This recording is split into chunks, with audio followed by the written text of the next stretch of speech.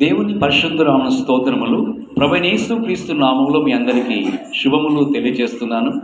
యేసయ్య ఆశీర్వాద కృపా సన్నిధిని ఈ కార్యక్రమంలోనికి మీరందరూ విచ్చేసినందుకై మిమ్మల్ని అందరినీ ప్రభువైన యేసుక్రీస్తు నామములో ఆహ్వానం తెలియజేస్తున్నాను. దేవునికి మహిమ కలుగునుగాక. ప్రభునందు ప్రియమైన దేవుని బిడ్డారా, ఈ దినమున దేవుడు మనకిచ్చిన ఒక ప్రత్యేకమైన అంశము యెరూషలేమా నిన్ను ప్రేమించువారు వర్ధిల్లుదురు. యెరూషలేమా నిన్ను ప్రేమించువారు వర్ధిల్లుదురు. దేవుని యొక్క వాక్యములో నుండి మనం గమనించినట్లయితే 122వ కీర్తన 6వ వచనం మనం చదువుకుందాం.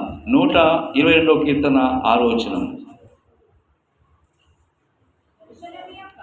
యెరూషలేము యొక్క క్షేమం కొరకు ప్రార్థన చేయుడి. యెరూషలేమా నిన్ను ప్రేమించువారు వర్ధిల్లుదురు. హల్లెలూయా. దేవునికి మహిమ కలుగుగాక.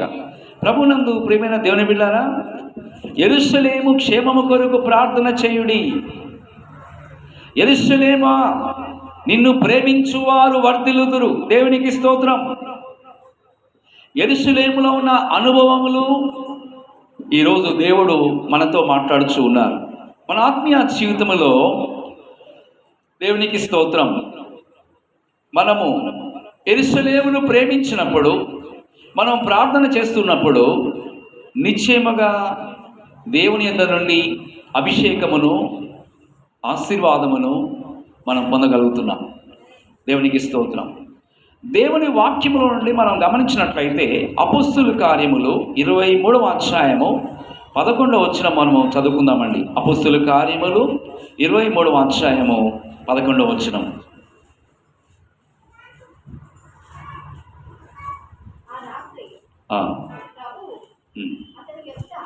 ఆ రాత్రి ప్రభువు అతని యొద్ద నిలుచుండి, ధైర్యముగా ఉండుము, యెరూషలేములో నన్ను గూర్చి నీవెలాగు సాక్ష్యం ఇచ్చితివో అలాగున రోమాలో కూడా సాక్ష్యం ఇవ్వవలసినదని చెప్పెను.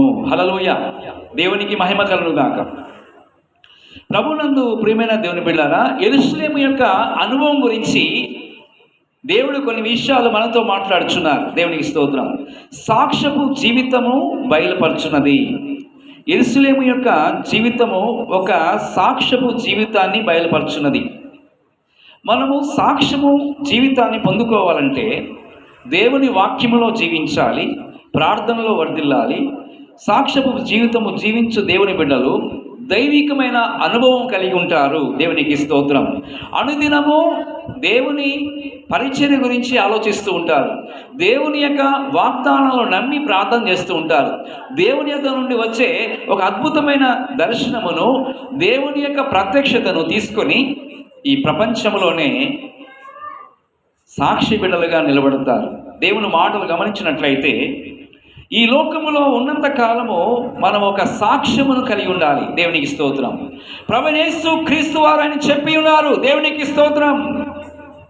అపోస్తలుల కార్యములు 1వ అధ్యాయము 8వ వచనం గమనించినట్లయితే అక్కడ ఒక అద్భుతమైన వాక్యం ద్వారా దేవుడు మనతో మాట్లాడుచున్నారు. అపోస్తలుల కార్యము 1వ అధ్యాయము 8వ వచనం. అయినను పరిశుద్ధాత్మ మీ మీదికి వచ్చినప్పుడు మీరు శక్తి నొందెదరు గనుక మీరు యెరూషలేములోను యూదయ సమరయ దేశముల అంతటను భూదిగంతముల వరకు నాకు సాక్షులై ఉంటారని దేవునికి స్తోత్రం. వాక్యము తెలియజేయబడుచున్నది. హల్లెలూయా. ఇక్కడ దేవుని యొక్క మాటలు గమనించినట్లయితే ప్రభునందు ప్రియులారా, ఈ లోకములో బ్రతికినంత కాలం సేవకులైనా విశ్వాసులైనా, మరి క్రైస్తవులైనా క్రైస్తవేతరులైనా, వారు ఎవరైనా సరే ప్రతి ఒక్కరూ ఈ భూమి మీద ఉన్న ప్రతి కుటుంబము, సంఘములోను సమాజంలోనూ ఒక సాక్ష్య జీవితం కలిగి ఉండాలని యెరూషలేము యొక్క అనుభవమును ఈ దినమున పరిశుద్ధాత్మ దేవుడు జ్ఞాపకం చేస్తున్నాడు. ఒక సాక్ష్య జీవితము కలిగి ఉన్న దేవుని బిడ్డలు ఎవరైతే దేవుని చిత్తము చేయట కొరకై తాము దేవునికి సజీవయాగముగా సమర్పించుకుంటారో వారిని దేవుని మహిమ కొరకు ఒక ఉన్నతమైన అభిషేకం ఇచ్చి, ఒక ఉన్నతమైన కృపావరాలు ఇచ్చి, ఒక ఉన్నతమైన ఆత్మీయ వరములు ఇచ్చి, ఆత్మీయ ఫలములు ఇచ్చి, ఆయన మహిమ కొరకు దేవుడి లోకములో అనేక మందిని వాడుకుంటాడు. దేవునికి స్తోత్రం. మామూలుగా దేవుని బిడ్డలారా, ఒక ఉద్యోగం సంపాదించాలంటే మరి చిన్నప్పటి నుంచి చదువుకుంటారు పిల్లలు. యవ్వన వయసు వచ్చిన తర్వాత మరి వారు చదివిన చదువులో ఉన్నతమైన మార్కులు సంపాదించిన తర్వాత దేవునికి స్తోత్రం, ఆ సమయంలో ఒక ఉద్యోగంలో జాయిన్ అవ్వటానికి మరి వారు చదివిన చదువును బట్టి, వారి యొక్క స్థితిగతుని బట్టి దేవునికి స్తోత్రం, వారు ఇంటర్వ్యూకి వెళ్ళిన తర్వాత సెలెక్ట్ అయినప్పుడు వారికున్న సామర్థ్యాన్ని బట్టి, వారికున్న జ్ఞానాన్ని బట్టి, వారికున్న ఒక సామర్థ్యాన్ని బట్టి ఒక ఉద్యోగం సంపాదించుకుంటారు. దేవునికి స్తోత్రం. అలాగనే వ్యాపారంలో కూడా, బిజినెస్లో కూడా వారికున్న తెలివితేటలను బట్టి బిజినెస్ చేస్తూ ఉంటారు. అదేవిధముగా వ్యవసాయంలో కూడా దేవునికి స్తోత్రం, వ్యవసాయం చేసే వాళ్ళు కూడా వారికున్న తెలివితేటలను బట్టి మరి వారికున్న పొలాలను, వారికున్న స్థలాలను మరి అవి ఖాళీగా ఉంచకుండా ఏం చేస్తూ ఉంటారు? దేవునికి స్తోత్రం, మరి పంట పొలాలు ఆ యొక్క వ్యవసాయం చేస్తూ ఉంటారు, అభివృద్ధి పొందుతూ ఉంటారు. దేవునికి స్తోత్రం. దేవుడు ప్రతి కుటుంబాన్ని ప్రేమిస్తూ ఉన్నాడు, ప్రతి ఒక్కరిని ఆయన ప్రేమిస్తున్నాడు.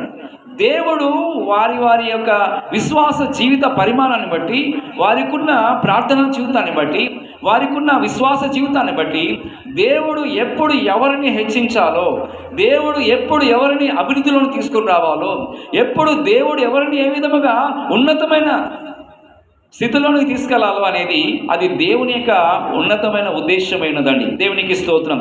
కాబట్టి ఇక్కడ మనము కూడా యెరూషలేముగా మార్చబడటానికి, యెరూషలేమా నిన్ను ప్రేమించువారు వర్ధిల్లుదురు. హల్లెలూయా. యెరూషలేము యొక్క ఆత్మీయ అనుభవం ఏంటంటే, యెరూషలేము యొక్క గుణగణాల గురించి మనము జ్ఞాపకం చేసుకున్నట్లయితే దేవునికి స్తోత్రం. ప్రభునందు ప్రియులారా, దేవుని యొద్ద నుండి మనము ఒక సాక్షి జీవితాన్ని మనం కలిగి ఉండాలంటే ఆయన వాక్యాన్ని మనం అర్థం చేసుకోవాలి, ఆయన యొక్క అభిషేకము క్రింద నిలిచి ఉండాలి, ఆయన యొక్క ఉన్నతమైన ప్రణాళికను మనం గుర్తించాలి. దేవుని వాక్యములో నుండి గమనించినట్లయితే మనం ఆత్మీయ జీవితంలో మరి గురి యొద్దకు పరిగెత్తుచున్నప్పుడు దేవుడిచ్చే బహుమానాలు మనం పొందగలుగుతాం. యెరూషలేము యొక్క ఆత్మీయ అనుభవములు గుర్తించినట్లయితే అది ఒక ఉన్నతమైన సాక్ష్య జీవితమునకు సూచిస్తూ ఉంది. యెరూషలేము యొక్క ఉన్నతమైన సాక్ష్య జీవితమునకు స్థానముగా ఉంది. దేవునికి స్తోత్రం. యెరూషలేము యొక్క అనుభవం ఏంటంటే, రెండవదిగా అది ఒక పరిశుద్ధమైన పట్టణం అండి, అదొక పరిశుద్ధమైన పట్టణం. మూడవదిగా యెరూషలేము అనగా సమాధానము గల పట్టణము, సమాధానము గల పట్టణము. నాలుగవదిగా ఉన్నతమైన ప్రార్థనా జీవితమునకు సూచనగా ఉంది. యెరూషలేము అనగా శ్రమపడే జీవితం, దేవుని కొరకు శ్రమపడటం.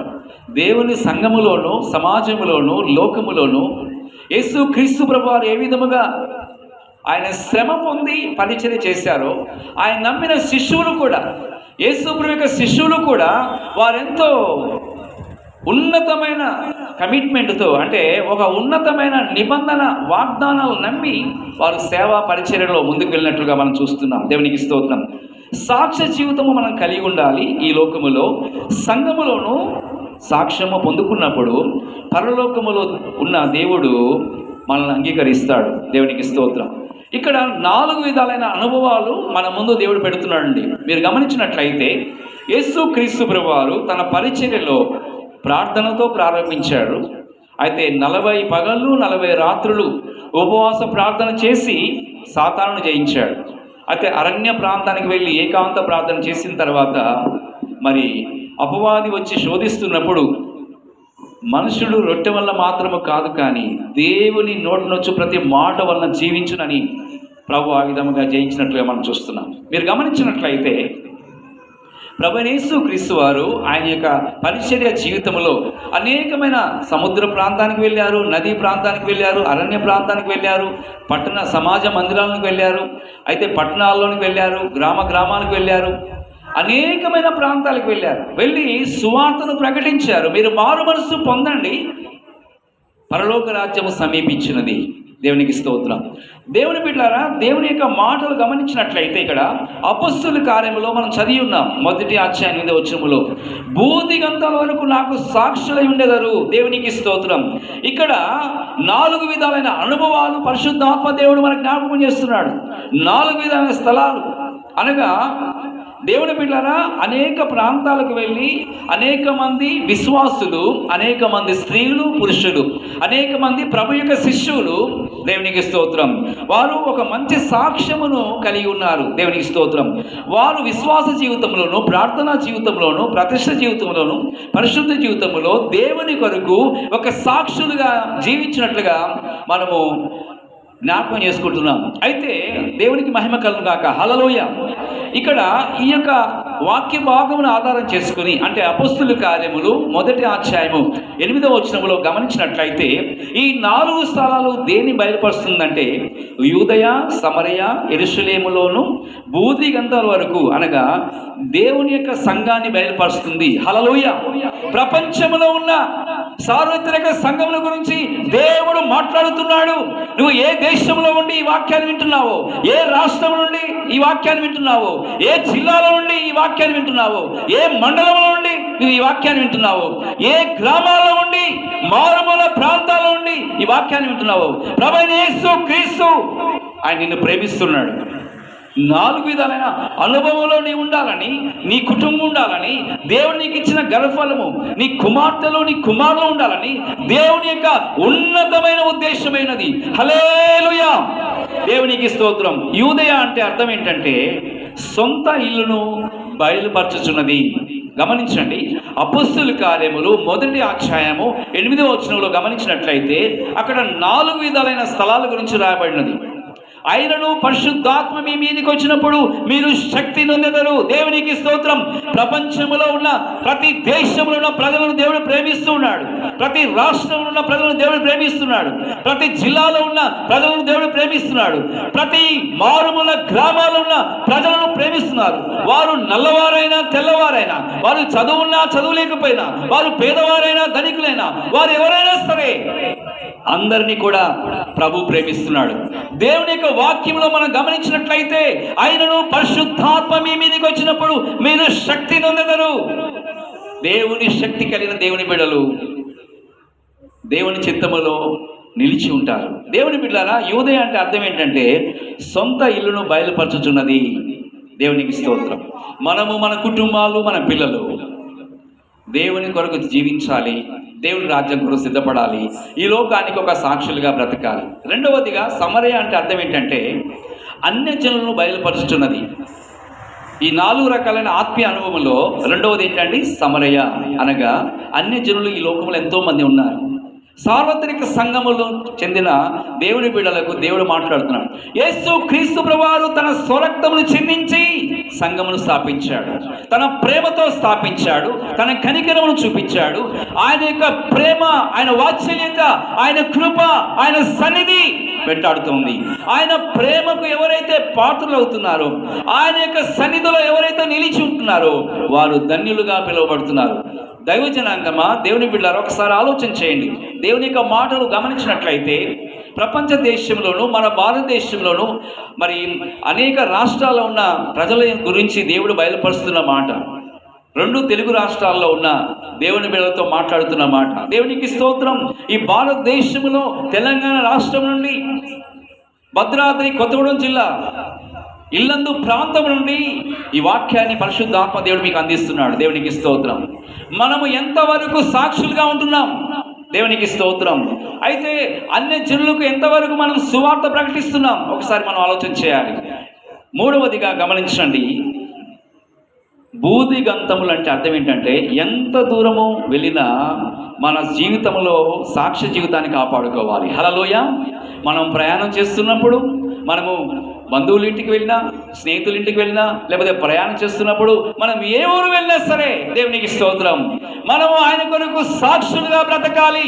పరిశుద్ధాత్మ చేత అభిషేకించబడిన బిడ్డలు వారు ఎంతో ఉన్నతముగా సాక్ష్యం ఇస్తూ ఉంటారు. దేవునికి స్తోత్రం. ఆ మధ్యకాలంలో నేను ఒక ఫ్యామిలీని దర్శించాను. దేవునికి స్తోత్రం.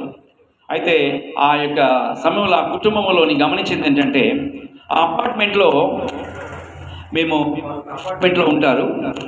వాళ్ళతో కలిసి మేము దాదాపు ఒక 4:30 గంటలు ప్రార్థన చేసాం. ప్రార్థన చేసిన తర్వాత ఆ కుటుంబంలో ఆ బ్రదర్ ఏమో ఒక గవర్నమెంట్ ఆఫీసర్, ఇంజనీర్ అనమాట. మరి వారి సిస్టర్ ఏమో దేవునికి స్తోత్రం గవర్నమెంట్ టీచర్. 25 ఫ్యామిలీస్ ఉంటాయి ఆ అపార్ట్మెంట్లో. దేవునికి స్తోత్రం. ప్రేయర్ అయిపోయిన తర్వాత పత్రికలు పట్టుకుంది. దేవునికి స్తోత్రం. గవర్నమెంట్ టీచర్ ఆ మేడం గారు. అయితే వారు పత్రికలు పట్టుకొని ఆ యొక్క అపార్ట్మెంట్లో ఉన్న 24 కుటుంబాలు, ఈ ఫ్యామిలీ కలుపుకుంటే 25 ఫ్యామిలీస్ ఉంటాయి ఆ అపార్ట్మెంట్లో. నాకు ఆశ్చర్యం అనిపించింది. ప్రతి ఇంటికి వెళ్ళి దేవునికి స్తోత్రం ప్రతి ఆ యొక్క అపార్ట్మెంట్లో ఉన్న ప్రతి ఫ్యామిలీని దర్శించి సువార్త ప్రకటిస్తుంది. పత్రికలు అందించి వచ్చినప్పుడు నేను చాలా ఆశ్చర్యపోయాను, చాలా సంతోషపడ్డాను. నేను ప్రత్యక్షంగా లైవ్లో చూసిన విషయాన్ని మీకు చెప్తున్నాను. దేవుని పిల్లారా గమనించండి. ఈరోజు పరిశుద్ధ ఆత్మ దేవుడు నీతో మాట్లాడుతున్నాడు. దేవునికి స్తోత్రం. నాతో మాట్లాడుచున్నాడు. మనం ఎంతవరకు సాక్షులుగా బ్రతుకుతున్నాం. దేవునికి మహిమ కలుగును గాక. ఎంత దూరం వెళ్ళినా సరే మన సాక్ష్యము అనేది ఎంతో విలువైనది. మరి ఈ దినమున పరిశుద్ధ ఆత్మ దేవుడు మనతో మాట్లాడుచున్నాడు. అపోస్తలుడైన పౌలు అంటాడండి, ఆత్మీయ కుమారుడైన తిమోతి గారితో మాట్లాడతాడు. నేను మంచి పోరాటము పోరాడితిని, విశ్వాసమును కాపాడుకుంటుని, నా పరుగును కడముట్టించితిని. దేవునికి స్తోత్రం. దేవుని బిడ్డలారా, మనము ప్రార్థనలోను విశ్వాసంలోను పరిశుద్ధాత్మ క్రమములో మనం ఉన్నప్పుడు దేవునికి స్తోత్రం మన కుటుంబము ద్వారా, మన జీవితాల ద్వారా, పరిశుద్ధాత్మ శక్తి ద్వారా ఆయన యొక్క ప్రభావాన్ని, ఆయన మహిమను, ఆయన ప్రత్యక్షతను, ఆయన వాగ్దానాలను, ఆయన చేయవలసిన కార్యాన్ని నీ ద్వారా దేవుడు చేయబోతున్నాడు. ఆమేన్. దేవుని బిడ్డలారా, దేవుని యొక్క వాక్యములో ఇక్కడ గమనించినట్లయితే దేవునికి స్తోత్రం. మరి మన యొక్క జీవితంలో, మన ఇంటిలోనూ, కుటుంబములోనూ, మన ఇరుగు పొరుగు వారి మధ్య ఒక గొప్ప అద్భుతమైన సాక్ష్యాన్ని మనం కలిగి ఉండాలని ప్రభు ఎదురు చూస్తున్నాడు. అందుకొరకే నీ కొరకు నా కొరకు యేసు క్రీస్తు ప్రభు వారు తన ప్రేమను చెందించి లోక పాపములను మోసుకుని పోవు దేవుని గొర్రె పిల్లగా మన పాప భారాన్ని భరించాడు. యేసు ప్రభుల వారు ఆయన ప్రేమను, ఆయన ప్రత్యక్షతను, ఆయన కృపను మనకిచ్చి ఉన్నాడు. దేవునికి స్తోత్రం. దేవుని మాటలు గమనించినట్లయితే మనం ఎక్కడికి వెళ్ళినా సరే అన్ని జిల్లా మధ్యలోనూ, క్రైస్తవుల మధ్యలోనూ, క్రైస్తవేతల మధ్యలోనూ, వారు హిందువులైనా ముస్లింలైనా, వారు ఏ రాష్ట్రానికి చెందినా, ఏ దేశానికి చెందినా, ఏ ప్రాంతం చెందినా సరే ప్రతి ఒక్కరిని ఆయన ప్రభు ప్రేమిస్తున్నాడు. దేవునికి స్తోత్రం. సార్వత్రిక సంఘముల గురించి దేవుడు ఇచ్చిన ఒక ప్రత్యక్షత ఏంటంటే, ఆయనను పరిశుద్ధాత్మ మీ మీదికి వచ్చినప్పుడు మీరు శక్తి నొందెదరు. యూదయ, సమరయ, యెరూషలేములోను భూదిగంతాల వరకు నాకు సాక్షులుగా ఉంటారని దేవుడు మాట్లాడుతున్నాడు. ఎలా సాక్షులుగా ఉంటాం? పరిశుద్ధాత్మ అభిషేకాన్ని కలిగి ఉన్నప్పుడు, కనిపెట్టి ప్రార్థన చేస్తున్నప్పుడు. దేవుని బిడ్డలారా, దేవునికి స్తోత్రం. ఎప్పుడైతే మనము ఆ విధముగా ప్రయాణం చేస్తామో, ఈ ఆత్మీయ ప్రయాణములో, ఈ విశ్వాస జీవితంలో దేవునికి స్తోత్రం, ఈ 4 స్థలాల్లో మన సాక్ష్యమును మనం కలిగి ఉండాలి. అప్పుడే మనము నిత్యమైన నూతన యెరూషలేముగా మార్చబడగలుగుతాం. దేవునికి స్తోత్రం. నూతన యెరూషలేము పట్టణము వెంలికై అలంకరింపబడుచున్నది. నూతన యెరూషలేము పట్టణము అలంకరింపబడుచున్నది.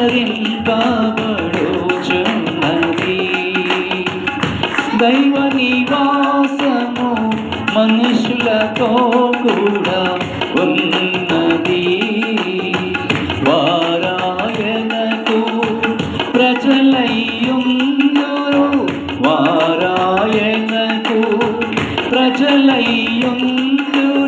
ఆనందమానంద ఆనందమే, ఆనందమానంద ఆనందమే.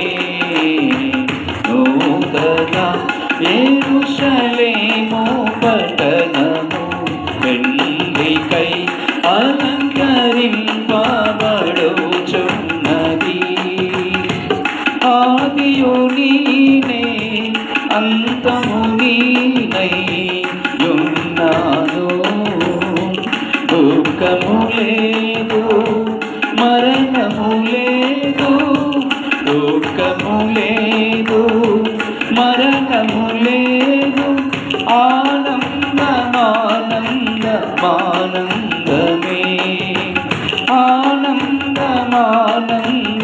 ఆనందమే నూతన యెరూషలేము పట్టణము పెండ్లికై అలంకరింపబడుచున్నది.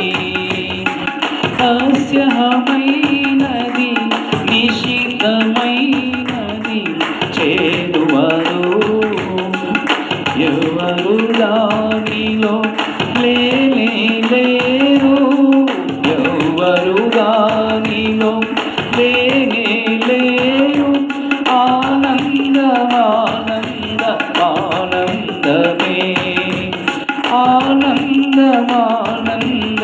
ఆనందమే నూతన యెరూషలేము పట్టణము పెండ్లికై అలంకరింపబడుచున్నది. నూతన యెరూషలేము పట్టణము తప్పికొను వారి దాహము తీర్చు నటులుగా జీవజలముల బుగ్గయు కలదు. జీవజలము బుగ్గయు కలదు. ఆనందమే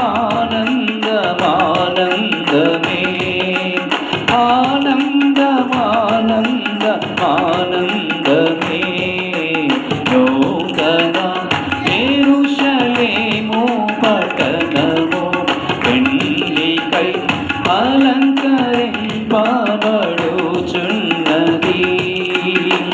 జనములను స్వస్థపరుచటకై వినియోగించు జీవవృక్షము యొక్క ఆకులు కలవు. జీవవృక్షము యొక్క ఆకులు కలవు. ఆనందమే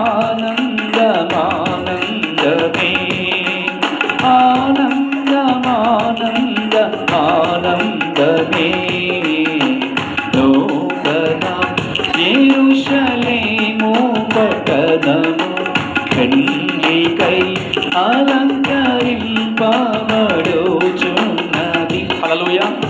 ప్రభునందు ప్రియమైన దేవుని బిడ్డలారా, దేవునికి స్తోత్రం. యెరూషలేము క్షేమం కొరకు ప్రార్థన చేయుడి. యెరూషలేమా, నిన్ను ప్రేమించువారు వర్ధిల్లుదురు. మనము ఒక నిత్యమైన యెరూషలేముగా మార్చబడాలంటే ఆయన యొక్క సన్నిధి మనతో ఉన్నట్లయితే, ఆయన ప్రభావం మనతో ఉన్నట్లయితే, ఆయన కృప మనతో ఉన్నట్లయితే, ఆయన యొక్క ప్రేమలో మనం జీవించినప్పుడు, ఆయన వాక్యాన్ని మనము గ్రహించినప్పుడు ఈ లోకములో ఒక సాక్షి బిడ్డలుగా జీవించగలుగుతాం. ఆయనను పరిశుద్ధాత్మ మీ మీదికి వచ్చినప్పుడు మీరు శక్తి నొందెదరు. యూదయ సమరయ యెరూషలేములోను భూదిగంతం వరకు నాకు సాక్షులుగా ఉంటారని ఈ వాక్యము ద్వారా పరిశుద్ధాత్మ దేవుడు మనతో మాట్లాడుచున్నాడు. దేవునికి స్తోత్రం. గమనించండి, ఈ 4 స్థలములలో కూడా మనము సాక్ష్యమును సంపాదించుకొని జీవించాలి. దేవునికి మహిమ కలుగుగాక. మన సాక్ష్య జీవితం మనం కాపాడుకోవాలి. కుటుంబములోను, సమాజములోను, సంఘములోను, ఈ లోకములో దేవునికి స్తోత్రం. మనం ఎప్పుడైతే సాక్ష్య జీవితము కలిగి ఉంటామో దేవునికి స్తోత్రం, విశ్వాస జీవితంలోను, ప్రార్థన జీవితంలోను, పరిశుద్ధ జీవితంలోను, ఒక ప్రతిష్ఠ జీవితంలో దేవుని యొక్క వాక్యాన్ని ధ్యానిస్తూ పరిశుద్ధాత్మ యొక్క క్రమములో మనం జీవించినప్పుడు దేవుడు తన ఆత్మ చేత దేవుడు అభిషేకిస్తున్నారు. దేవుడు తన శక్తి చేత మనం దేవుడు అభిషేకిస్తున్నాడు.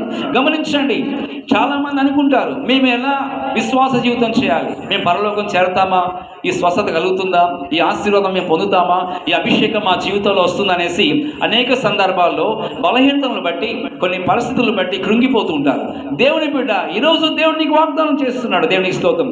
నీ జీవితంలో కోల్పోయిన సంతోషాన్ని, కోల్పోయిన అభిషేకాన్ని, కోల్పోయిన కృపవరాల్ని, కోల్పోయిన ఆత్మఫలాల్ని దేవుడు మెండుగా అభిషేకించి తన ప్రేమతో, తన కనికరముతో, తన కృప వాత్సల్యముతో దేవుడిని అభిషేకించి ఈ లోకానికే, కుటుంబములోను, సమాజములోను, సంఘములోను, ఈ లోకానికే నిన్ను ఒక ఆశీర్వాదకరమైన దేవుని బిడ్డగా ప్రభువు నిన్ను నిలబెట్టబోతున్నాడు.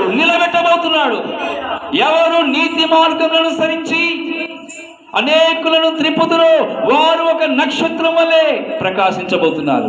దేవుడు తన వాక్యాన్ని దీవించును కాక. ప్రార్థన చేసుకుందాం. మహాగణుడ, మహోన్నతుడా, కృపా సత్య సంపూర్ణుడా, మీ ఘనమైన నామమునకు స్తోత్రం. మీరు మాకు ఇచ్చిన ఈ ప్రశస్తమైన సమయం కూడా స్తోత్రం అయ్యా, మీకు స్తోత్రం. ఈ పరిశుద్ధ ఆదివారం ఆరాధనలో మేము పాల్గొని మీ సన్నిధిలో మేము ఆరాధించడానికి, మీ వాక్యాన్ని వినడానికి మీరు ఇచ్చిన ధన్యతను బట్టి స్తోత్రం. అవును ప్రభువా, మీకు స్తోత్రం. యెరూషలేము కొరకు ప్రార్థన చేయడి. యెరూషలేమా, నిన్ను ప్రేమించు వారు వర్ధిల్లుతారని మీ వాక్యం ద్వారా మాకు అనేక ఆత్మీయ అనుభవాలు మాకు తెలియజేశాం. మీకు స్తోత్రం చెల్లిస్తున్నాం. మా ప్రభువా, ఆనాటి కాలంలో భక్తులతో మాట్లాడినాం. సమరయ, యూదయ, యెరూషలేములో ఉన్న ప్రజలు, భూదిగంతుల ప్రజల కొరకు నాయన మీ వాగ్దానం ఇచ్చి ఉన్నాం. అయినను పరిశుద్ధాత్మ మీ మీదకి వచ్చినప్పుడు మీరు శక్తి నందెదలు భూదిగంతం వరకు నాకు సాక్షులుగా ఉంటారని ప్రభా మీరు అద్భుతమైన వాగ్దానం ఇచ్చాం. ఈ సమయంలో ప్రభా ఎంతమంది అయితే ఈ వాక్యాన్ని విని ఉన్నారు, ఎంతమంది అయితే ప్రభా ఈ యొక్క ప్రార్థనలోకి ఇచ్చినారో, ఇక్కడ ఉన్న బిడ్డలు తండ్రి ప్రపంచంలోనైనా ఈ వాక్యం ఎంతమంది అయితే వింటున్నారో, ఈ ప్రార్థనలోకి ఇచ్చున్నారు. సార్వత్రిక సంఘముల గురించి మా ప్రభా మీరు విజ్ఞాపన ప్రార్థన చేస్తున్నావు తండ్రి. నా కొరకు ప్రపంచంలో ప్రజలందరూ కూడా మీ మార్గములో జీవించాలని, రాజ మార్గములో, వెలుగు మార్గములో, పరిశుద్ధ మార్గములో, పరలోక మార్గములో, జీవ మార్గములో ప్రయాణం చేయాలని, ప్రతి కుటుంబము ప్రతి ఒక్కరిని మీ అభిషేకంతో నింపి ఈ లోకములో ఒక సాక్షి బిడ్డలుగా నిలబెట్టిన కొరకై పరిశుద్ధాత్మ కాలములో ఈ అంత దినాల్లో మీ యొక్క పరిశుద్ధాత్మిక సన్నిధిని, మీ పరిశుద్ధాత్మ శక్తిని ప్రవహింపచేస్తున్నది స్తోత్రం. ప్రతి ఒక్కరునైనా మీ ఆత్మకు లోబట్టకు సహాయం చేయండి. మీ వాక్యాన్ని ప్రేమించిన కృప దయచేయండి. ప్రతి కుటుంబాన్ని మీ మహిమ కొరకు నిలబెట్టుకొని ప్రార్థన చేస్తున్నాం. మీ ప్రేమను ప్రతి ఒక్కరూ అర్థం చేసుకుంటూ కృప దయచేయండి, కృప దయచేయండి, కృప దయచేయండి. ఆయన మీ స్తోత్రం. మా ప్రభా, అన్యుల మధ్యలో, కుటుంబములో, సంఘములో, సమాజములో మా ప్రభా మేము ఎక్కడికి వెళ్ళినా సరే మీ కొరకు ఒక సాక్షి బిడ్డలుగా బ్రతుకు కృప దయచేయండి, కృప దయచేయండి. ఆయన మీ స్తోత్రం. అయ్యా, మీకు స్తోత్రం చెల్లిస్తున్నాం. మేము ఎల్లప్పుడూ మీ వాక్యాన్ని ప్రేమించే బిడ్డలుగా, సంఘమును ప్రేమించే బిడ్డలుగా, పరిచయులను ప్రేమించే బిడ్డలుగా, ఈ లోకంలో ఉన్న ప్రజల కొరకు ప్రార్థన చేసే బిడ్డలుగా, అనేక మందికి ఆయన మేము సాక్ష్యం ఇచ్చే బిడ్డలుగా, మా కుటుంబంలో ఉన్న ప్రతి ఒక్కరిని ప్రభా, మా కుటుంబాలను మీ యొక్క అభిషేకముతో రూపాంతరపరచడం ప్రార్థన చేస్తున్నాం. ప్రతి ఒక్కరికి ప్రార్థనాత్మ ఇచ్చేయండి, పరిశుద్ధాత్మ నడిపించడం ప్రార్థన చేస్తున్నాం. మేమందరం ఈ లోకంలో ఒక సాక్షి బిడ్డలుగా బ్రతడు కృప దయచేయమని ప్రభా, ఎవరైతే బలహీనులుగా ఉన్నారో వారిని బలపరచండి. ప్రభా, యేసుక్రీస్తు నామములో వారికి స్వస్థత కలుగును గాక. ఎవరైతే ప్రభా ఫైనాన్షియల్ ప్రాబ్లమ్స్లో ఉన్నారో, నాయన ఆర్థికమైన సమస్యలతో బాధపడుతున్నారు, ప్రభా యేసుక్రీస్తు నామములో వారు ఆశీర్వదించబడుదురు గాక. వారికి ఉన్న పేదరికం తొలగిపోను గాక. వారిని వెంటాడుతున్న ప్రతి సమస్య తొలగిపోను గాక. ప్రతి చీకటి శక్తులను నజరేయుడైన యేసుక్రీస్తు యొక్క నామములో పరిశుద్ధాత్మ అగ్నితో కాల్చివేస్తున్నాను. దేవుని యొక్క దూతలు వారిని వెంటాడును గాక. దేవునికి స్తోత్రం. దేవుని యొక్క సన్నిధి ప్రతి ఒక్కరి పైన ఉండును గాక. మీ అభిషేకముతో ప్రతి ఒక్కరు నింపబడుదురు గాక. ప్రతి కుటుంబం ప్రభా మీ మహిమ కొరకు ఈ లోకానికి సాక్షులుగా ప్రతి కుటుంబమును, ప్రతి ఒక్కరిని మమ్మల్ని అందరినీ నిలబెట్టుకొని ప్రార్థన చేస్తున్నాం. ఆశీర్వదించమని యేసు ప్రభు నామములో స్తుతించి వేడుకొంచున్నాం తండ్రి. ఆమేన్.